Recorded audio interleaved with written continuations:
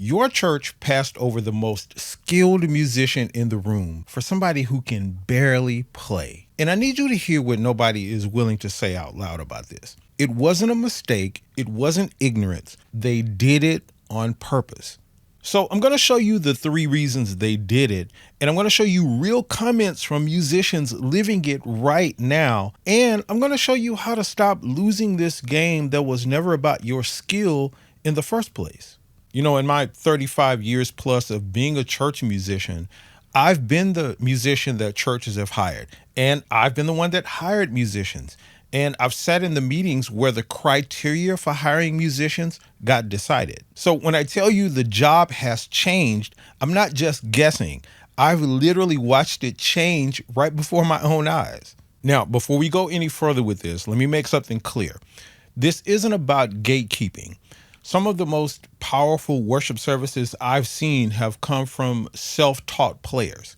So heart matters, character matters. The problem isn't who they're hiring, it's why. So stick with me, because by the end of this, you're going to stop asking yourself the wrong questions. So let's talk about the job description, because every music seat in the church has one. It's just that not all of them are written down. So here's the old one, and this is the one that most of us came up under. And these are notes that I'm looking at that I've taken from meetings that I've been at churches at from years ago. So it was stuff like musicians had to be able to play skillfully. They had to be able to follow the leader in real time. They had to be able to lift the room when the moment called for it and things like that. And they had to cover a singer when a singer came to the church to be able to sing a solo and those kind of things. And being able to play in different keys on the keyboard and that kind of stuff. And lastly, it was always something like when something goes wrong in the church musically or whatever, the musician can compensate for things that goes wrong. That's kind of the old job description. Now, here's the new job description for church musicians. First, you got to look right on camera. You got to be able to follow the click track. You got to be available, like really available. And lastly, but not leastly, don't ask about money. And if you're related to someone there on the staff, that's even better. These are things that are actually in current church musician job descriptions. You notice what's missing? Skill isn't even on that list anymore. And not because they forgot it, it's because the laptop and the click track made it optional. See, once the laptop carries the music, and if you haven't seen my last video on that subject, go watch it right after you watch this video. The hiring stops being about the music, and it starts being about what I call the 3 C's: the camera, the control, and the cost. So no, they didn't hire a worse musician by accident. The worst musician became the better hire for what the job is now. And my comment section on my videos has proved every word of this. So stick around, because I'm going to show you. So the first C is camera. And the script for this that they say is always the same. They always tell you stuff like, we're going a different direction, or it's about the overall presentation. But let me show you what that direction really is. So a veteran musician left a comment on one of my videos, and he said that he wasn't let go over his playing. He was told, in his words, that he no longer fits the visual strategy. The visual strategy. Another musician put it even plainer, where he says they just needed guys that fit the suit. And then another one even told me about one of these celebrity pastor wannabes who cleared out all of the seasoned players over how they looked on stage. So once the laptop and the track carries the sound, the stage stops being a band stage and it just basically becomes a set. They're not hiring musicians anymore. They're casting extras. The music, that's just post-production stuff now. So you weren't outplayed, you were outcast. And look, I'm not saying that presentation doesn't matter. Excellence absolutely matters, and churches live on cameras now. I get it. But somewhere along the way, the camera started outranking the calling. And that's the day when the best musicians in the room became optional. Now, the second C is going to make some of you mad because you've lived it. It's control. So, a musician left a comment of his own personal story on my last video that perfectly illustrates this whole control thing. And I want you to listen to a little bit of this. So, he says, a new pastor comes in, puts his wife in charge of the worship team. Now, this pianist is a classically trained pianist. He plays in orchestras in his free time. You know what they asked him when they hired him? Whether he could follow a metronome. She asked an orchestral pianist, could he follow a metronome?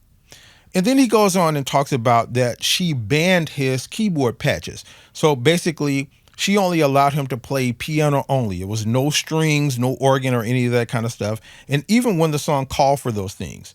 So all of that came from the laptop, from the track. And see, that metronome question was never about tempo. It was about who decides. See, here's the mechanism that nobody explains. Skill comes with standards. The better you are, the more you hear. And the more you hear, the more inconvenient you become for them. You notice when the key is wrong, you notice when the song is dragging, and you ask questions when the rehearsal gets cut. And a weaker player never argues with the click. They never question the arrangement, and they don't even notice when things are broken. So they didn't hire worse ears, they hired fewer questions. Now, let me be fair about this. There is another side to this. There's another comment that was left on my video from a musician who brought up the point that there are a lot of musicians out there who obsess over things like their gear rather than their gospel. Sometimes churches choose character over chops, and they choose maturity over skill. And listen, that's legitimate. That's not what I'm talking about here. I'm talking about when the criteria isn't chops or character, it's compliance. Now, the third C is cost. And this one just stings. Their script for this always sounds harmless. It's stuff like, we're keeping it simple in this season of our church. Remember the comment I read in my last video, the musician whose church started leaning into only doing the simple 3-chord songs, and he figured out it was because they were trying to hire cheaper players? That's this C in action. They didn't simplify the songs for the congregation. They simplified them for the payroll. And then there's what I call the family plan. So that classically trained pianist and that drum chair and the bass amp, all of that belonged to the worship leader's son and her son-in-law, because loyalty became the resume and the rest was just covered by the click track. But the story that says it all is this one. This is from a comment that I received. A minister of music, they fired his entire band.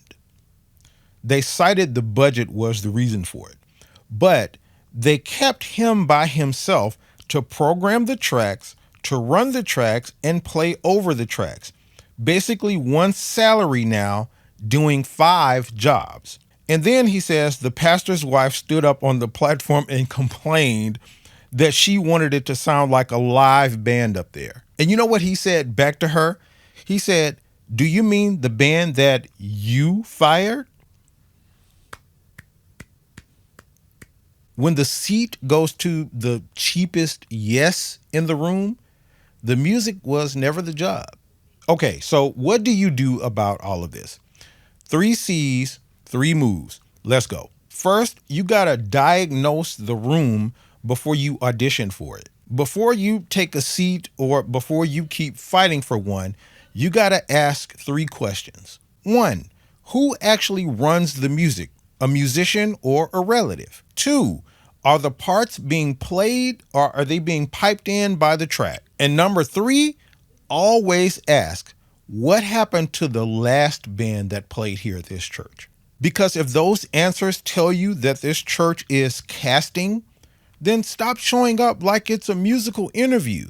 You can't outplay a casting call. You can't win a skill competition that was never about skill. Stop entering it. Solution number 2, you got to make your standards the selling point instead of the apology. Everything that got you labeled as difficult, the asking questions about rehearsal, the recognizing when problems was happening and wanting to know the keys to the song and wanting the rehearsal to mean something, that's not friction. That's value. So you say it like this: here's what I fix before the congregation even notices it's broken. And then there's my worth, my WORTH framework that many of you who have been following me for a while probably know about. But the W in that framework is always get your terms in writing, and the O is for owning your rate.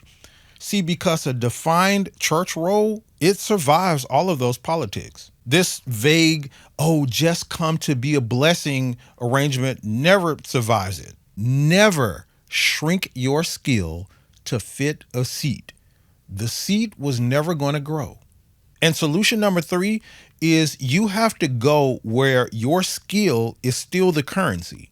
The wedding market, the corporate market, the session world, out there, the hiring question is still the right one. Can you play?